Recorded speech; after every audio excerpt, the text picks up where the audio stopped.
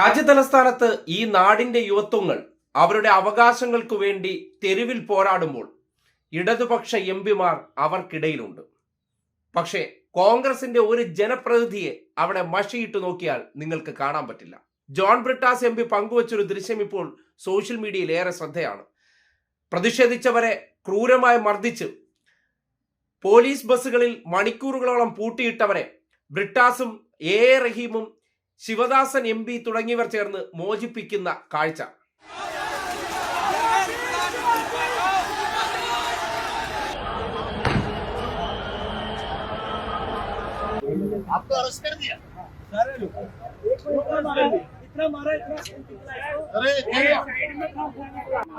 संसद है रोक दे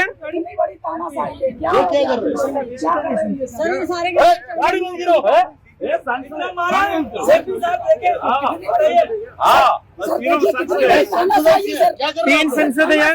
गाड़ी चला के क्या कर रहे हो आप लोग?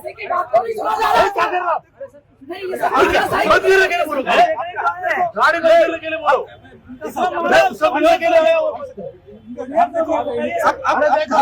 क्या है ये क्या है? वो तो ठीक है आप अभी हमने आए ये क्या है? आपका ऑफिसर से बुला दो बोर्डर ऑफिसर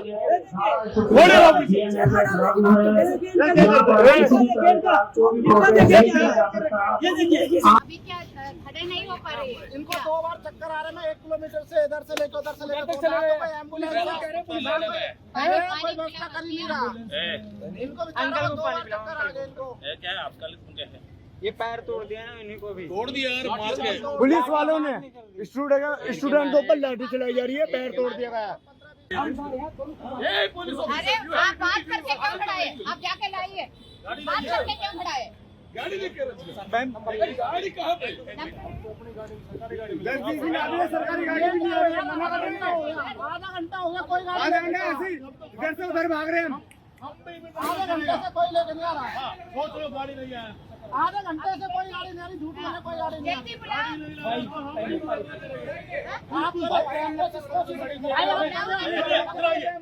ജനപ്രതിനിധികളായവർ ചെയ്യേണ്ട ഉത്തരവാദിത്തമാണ്. ഈ നാടിന്റെ ചെറുപ്പങ്ങളാണ്. അവർ ഒരു തെറ്റും ചെയ്തിട്ടില്ല. ഭരണത്തിലിരിക്കുന്നവർ അവരുടെ ഭാവിയെ തകർക്കുന്ന രീതിയിൽ ഈ നാടിന്റെ പരീക്ഷകളെയെല്ലാം അട്ടിമറിച്ചിരിക്കുന്നു. അതിനെതിരെ രാജി ആവശ്യപ്പെട്ട് തെരുവിൽ പ്രതിഷേധിക്കുമ്പോൾ കോൺഗ്രസുകാർക്ക് അവരെ സഹായിക്കാൻ സമയവുമില്ല.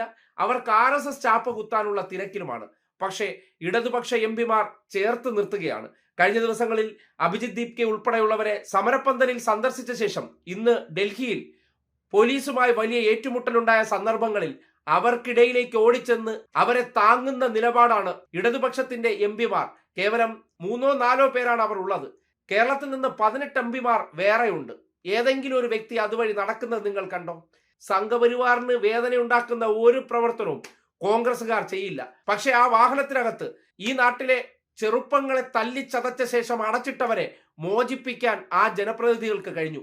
പോലീസുകാരോട് ശക്തമായി തർക്കിച്ച് അവരെ അതിൽ നിന്ന് മോചിപ്പിച്ച് വൈദ്യസഹായം ലഭ്യമാക്കാൻ വേണ്ടിയുള്ള ഇടപെടലുകൾ നടത്തുമ്പോൾ സ്വാഭാവികമായിട്ടും ജനം കണ്ട് മനസ്സിലാക്കുക, ഈ രാജ്യത്ത് സംഘപരിവാറിനെതിരെ എവിടെയെങ്കിലും ഒരിടത്ത് ഒരു സാന്നിധ്യമായി കാണാൻ ആരുണ്ട് എന്ന് ചോദിച്ചാൽ ഇന്നലകളിൽ ഇടതുപക്ഷക്കാരെ സംഘി ചാപ്പ കുത്താൻ മെനക്കെട്ട ഒരുത്തനും രംഗത്തില്ല.